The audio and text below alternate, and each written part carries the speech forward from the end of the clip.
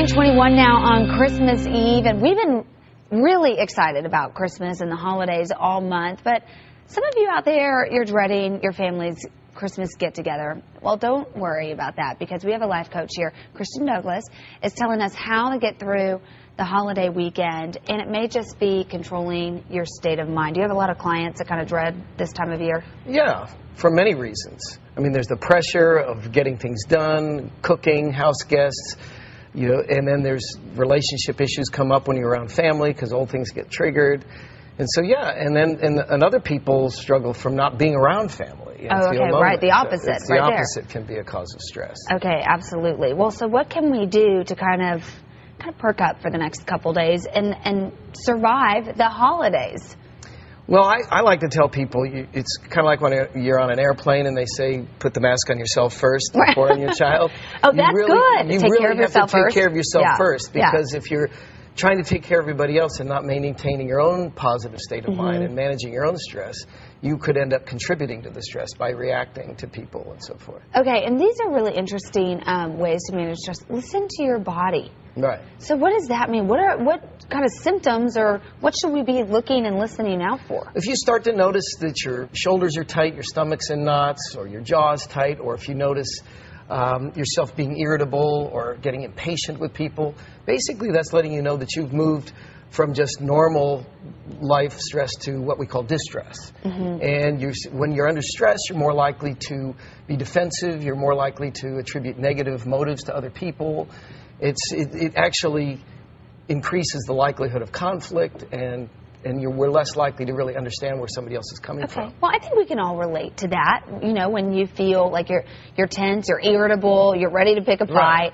So let's say we start feeling like that tonight. So yeah, that's... You know, with a dad that we don't like, or a nephew that's running around crazy, or I mean, I'm sure everyone has their stressors, the triggers in the family. That's right. So, okay, I'm already irritable. If I'm in that situation, what do I need to remember? In the moment, we've all heard this, but it's rare that we remember to do it. Take a deep breath. Okay. Under stress, our bodies literally think we're in danger.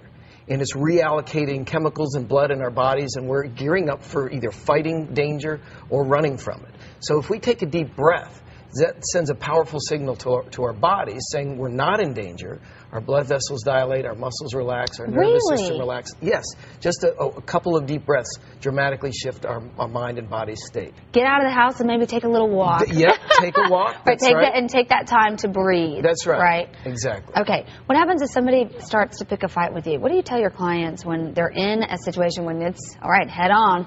I have 3 words that I recommend. Stop, challenge, and choose. Okay. Stop, like time out. Just before you say anything, just pause. Right. You know, hit the pause button. Challenge what you're starting to think and the reaction you're starting to have. Take a deep breath, calm down, and then choose consciously to say or do something that will actually get the results you're looking for. Right. If we say something out of defensiveness, we could escalate the conflict. Okay, sure. Oh, yeah, and I think we all can relate to that. You know, you say something and you're like, oh no, I just went there, and then it just explodes, right? Exactly. Okay, how about let's look at the opposite end of the spectrum. For those of us that may be alone, maybe you're working and you can't go home, or maybe you just don't have any family. Right. And you're lonely this holiday. This can be a really depressing time. It really can. And what I recommend is to reach out to somebody. Okay. Somebody we know, somebody we trust. It's rare that somebody doesn't have some old friend or somebody that they know to reach out, or to go, or to volunteer. That's a great, that is a great opportunity. One of our greatest needs and one of the most satisfying things we can do is to help other people. That's a universal human need, is to contribute.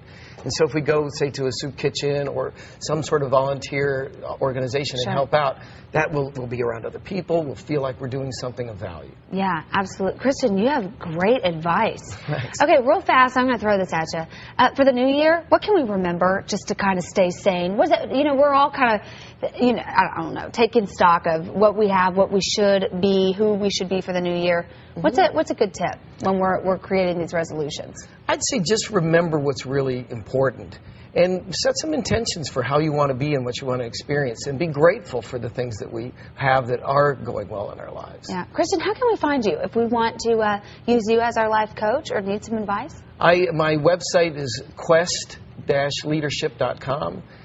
That's because I do corporate consulting and training as well as life coaching, and my number is 707-1171. Okay, I'll have all that information on the web for you guys, especially when we are headed into the new year. Thanks so much. Merry Christmas to you. Merry Christmas to you, Keri. Great.